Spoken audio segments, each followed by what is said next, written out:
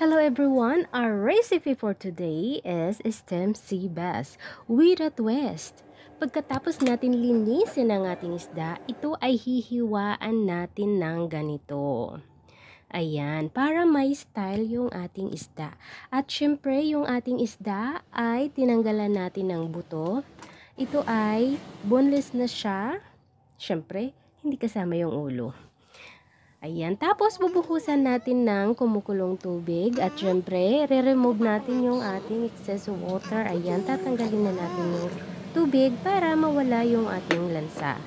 Tapos, in the second part, maghahanda tayo ng itlog. Ang ating itlog ay 4 na peraso yung hinanda ko dito.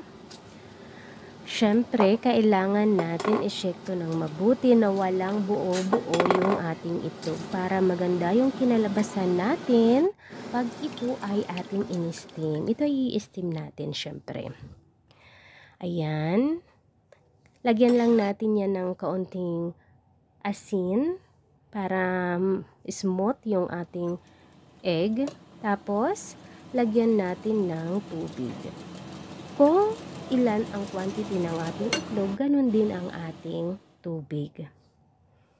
Tapos, pag ready na yung ating itlog, ihahalo na natin yan sa ating isda. Ganito.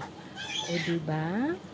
Siyempre, nag-prepare din tayo ng ginger, ng luya dito. Ilalagay natin dyan sa top. Bago natin i-steam, i-steam muna natin to ng 5 minutes. Ayan, ganito lang.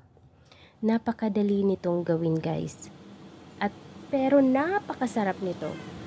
Siyempre, masarap talaga yung sea bass, di ba? Ayan, i-steam natin ng 5 minutes. Then, i-remove natin yung ating ginger. Ayan, syempre dahil mainit, kailangan natin gumamit ng chopstick. Ayan, medyo nahihirapan akong gumamit ng chopsticks. Gusto ko na lang siyang kamayin. Charot. Ayan, pag natanggal na natin yung ating ginger lahat, ibabalik natin sa steamer at i-steam natin ulit ng another 5 minutes. Ayan. And after that, okay na yung ating stem sea bass with egg. Ayan. Tapos, lalagyan natin ng minced garlic. Ito yung minced garlic na special to for fish. Ayan.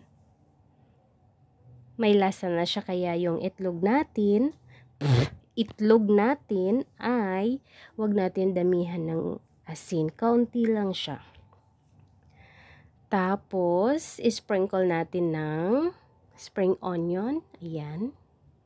Para masarap. Naamoy ko na siya. Ang bango niya. Tapos, syempre, lalagyan natin ng kaunting soy sauce. Yung soy sauce din natin ay seafood soy sauce. At syempre, naghanda tayo ng pinakulong mantika dahil ilalagay natin yan dyan sa ibabaw. Ayan! Ang ganda ng tunog.